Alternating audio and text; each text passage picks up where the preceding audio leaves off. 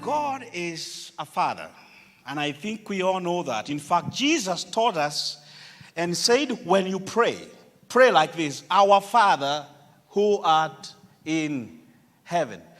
God is not only a father, but he is also a God of fathers. And that is why Jacob and all the patriarchs of faith would talk about God, and they would say, the God of our fathers, Abraham, Isaac, and Jacob. He is a God of the fathers.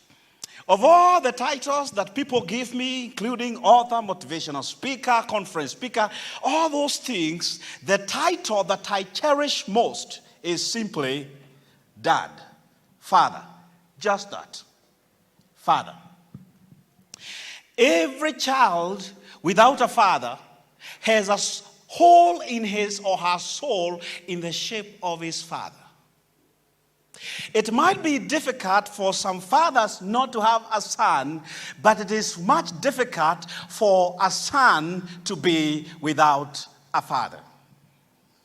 Unfortunately, what I see in the society today, we have a father hunger in the society today. There's a father hunger. And people are asking, where are the fathers? Where are the fathers?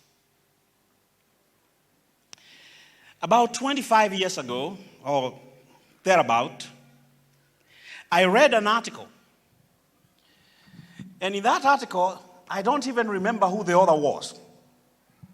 But the author had said something that captured my attention.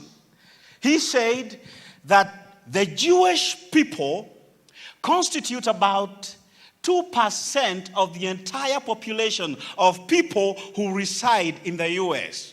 2%. But the article also said that out of all the inventions and the discoveries that are made in U.S., 98% of them are done by people who are of Jewish descent. And that got my attention. How is it that out of 2%, 98% of the inventions and the discoveries are made from these people? That caught my attention. And I happen to be a very curious person. I was so curious, I decided to study and find out what it is that made the Jews special more than all the other tribes in the world. And I discovered something that I want to share with you today.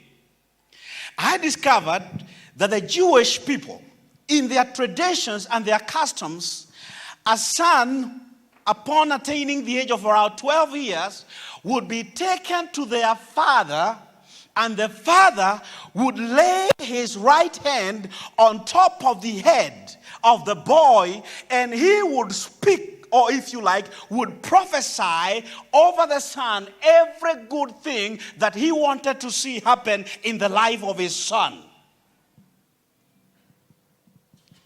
When I discovered that, I made up my mind. I said, I may not be a Jew of Jewish descent. But when I read my Bible, the Bible says there is no longer Jew or Greek or Gentile, for we are all one under the lordship of Jesus, because we have all been bought and by the blood of his son, Jesus Christ. So I remember many years back, I went to my home in the village. And in the village, we used to have what we call a big house on one side of the compound. And we used to have a small house that we used to call the kitchen. Oh, you don't have villages? All of you are town dwellers. Okay. Where I come from, I am from the village. And we used to have a big house and a small house, the kitchen. And then we used to have a granary somewhere in the compound where you harvest maize and you put it in there. So I remember I went into that granary and I pulled out a kagunia and I went with it to where my mother was they were chatting with my father in the kitchen, and I laid the gunia on the floor and I spoke to them and I said to my father, I said, Papa, I would like you to lay my hands on me, and I want you to speak every good thing that you would want to see happen in my life. And they looked at each other, gave each other a knowing look, exchanged glances. But he accepted, and I knelt down, and my father laid his head on me. And he said, my father was a pastor, and he said to me, son, may God bless you. May God raise you. May God take you far. May he cause you to be in places that I have never been able to go. May you speak to the world, to the nations of the earth. And I wish my father was alive today to see me here today, that his wish, his blessing upon my life is what has contributed for me to be here today.